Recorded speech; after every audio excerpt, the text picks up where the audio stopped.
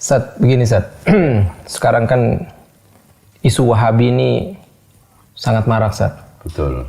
Sangat marak dan dipakai di mana-mana Sat. Entah mau dipakai politik, entah dipakai untuk menarik massa, entah dipakai untuk menjatuhkan suatu kelompok, entah pokoknya Wahabi ini lagi ngetren Sat. Ya, menjadi isu hangat. Iya, menjadi isu hangat. Ya, saya mau nanyain sama antum Sat.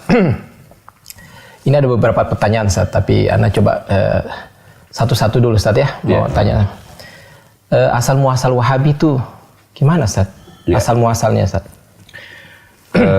Bismillahirrahmanirrahim. Alhamdulillahirabbil alamin.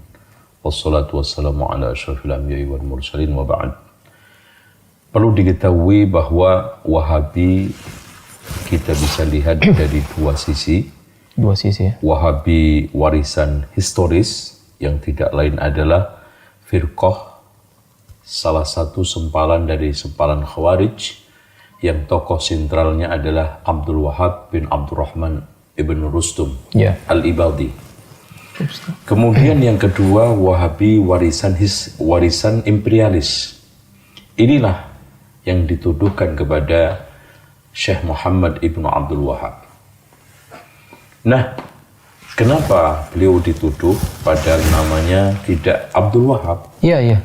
Karena beliau mendakwahkan tauhid, mengajak kembali kepada Al-Quran dan Sunnah. Sebetulnya kalau kita lihat kata Wahabi sendiri itu kan nggak ada celaknya. Kalau memang Wahabi itu diambil dari nama Allah Al-Wahhab, bagus. Kalau diambil dari kalimat namanya Syekh Muhammad ibn Abdul Wahab, ya nggak tepat. Itu nama bapaknya. Seharusnya Muhammadi, bukan Wahabi. Kalau seandainya untuk tujuan meledek, Allah berfirman, wala tanabazu bil alqab. Jangan kamu mempermainkan nama atau titel-titel orang. Oleh karena itu,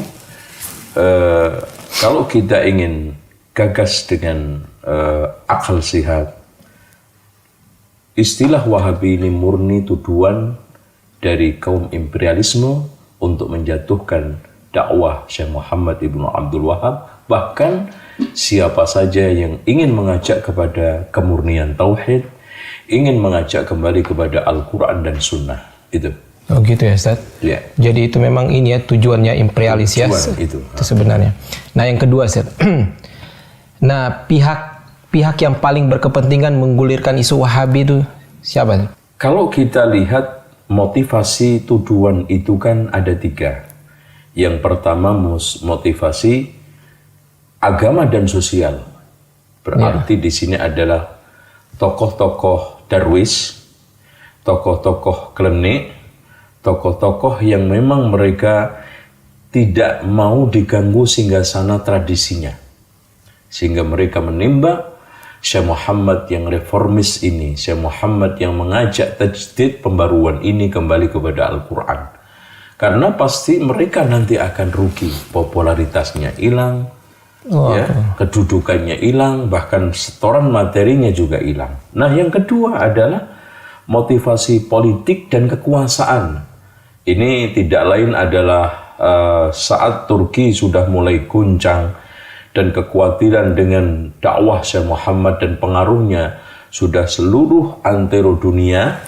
Akhirnya Muhammad Basha dengan kerjasama anaknya Ibrahim Basha dan nanti Tusun memerangi habis-habisan secara fisik, dan pada saat tidak kuat bahkan tetap kalah, maka isu Wahabi dilemparkan untuk Syekh Muhammad bin Abdul Wahab dan pengikutnya. Nah yang ketiga, motivasi imperialisme, yaitu penjajahan.